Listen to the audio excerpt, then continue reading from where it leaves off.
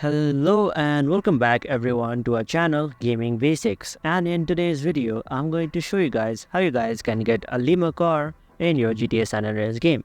So to get the limo car in your GTA San Andreas game, all you have to do is simply activate a cheat code. So the cheat code will now be displayed on the screen and you guys can type it in your game, or you guys can type it with me as well. So in your game you need to type CELEBRITY STATUS,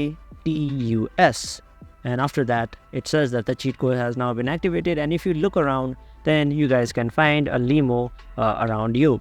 So you guys can enter the limo as well and you can drive around it. So that's how you guys can get a limo in your GTA San Andreas game. So thank you for watching. Make sure to like, share, comment and subscribe, and don't forget to hit the bell icon so you don't miss out on our next video. Also, if there is any video that you guys want us to do, then please comment it down below and we will do so for you guys in our next video. So thank you for watching. See you guys next time.